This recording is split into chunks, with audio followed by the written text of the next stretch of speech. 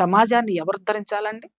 ఎవరుద్ధరించాలి? ముందు ఇలాంటి వీడియోలు మైనర్‌లు ఎవరైతే వస్తున్నారో పోలీసులు కళ్ళు మూసుకుంటున్నారా? వ్యవస్థ ఎక్కడికి పోతుంది?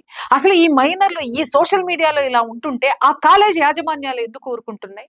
వాళ్ళకి వాక్ స్వాతంత్ర్యం ఉంది, ఇంకేదో స్వేచ్ఛ ఉంది అన్నప్పుడు ఒక డిసిప్లిన్ అనేటటువంటిది ఆ పిల్లలు చదువుకునేటటువంటి కాలేజీకి కానీ, స్కూల్స్‌కి కానీ, అలాగే సమాజంలో కూడా మనందరికీ కూడా లేదా?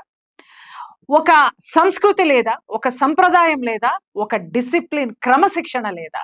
సమాజాన్ని ఏం చేద్దాం అనుకుంటున్నారండి?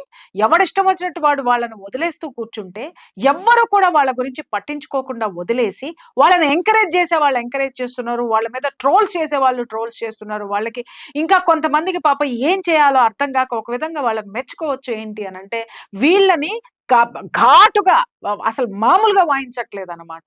ఎందుకంటే అసలు వీళ్ళ మీద ఎవరు ఎందుకు రెస్పాండ్ అవ్వట్లేదని నాకు పొద్దున్నుంచి ఇదిగో ఇప్పుడు 1 గంట అయింది. పొద్దున 10కి మొదలుపెడితే ఇప్పుడు దాకా నేను వాళ్ళ మీద కాన్సంట్రేట్ చేశానంటే, ఆ దిక్కుమాలిన వీడియోలు చూడడం కోసం కాదండి. ఈ మైనర్‌లు ఎందుకు ఈ స్థితికి దిగజారారు అనంటే ఎంకరేజ్ చేసేవాళ్ళు ఉండబట్టి. ఆ ఎంకరేజ్ చేసి ఉన్నటువంటి వాళ్ళ ఏజ్ ఏంటి అనంటే, ఇలాగే ఈ మైనర్‌ల దగ్గర నుంచి ఆ దిక్కుమాలిన 50, 60 ఏళ్ళు పైబడినటువంటి ఎదవల దరిద్రులు కూడా ఉన్నారనమాట. ఇలాంటి కంటెంట్‌లని ఎంకరేజ్ చేస్తున్నటువంటి ఈ సమాజము ఎటు పోతుందండి?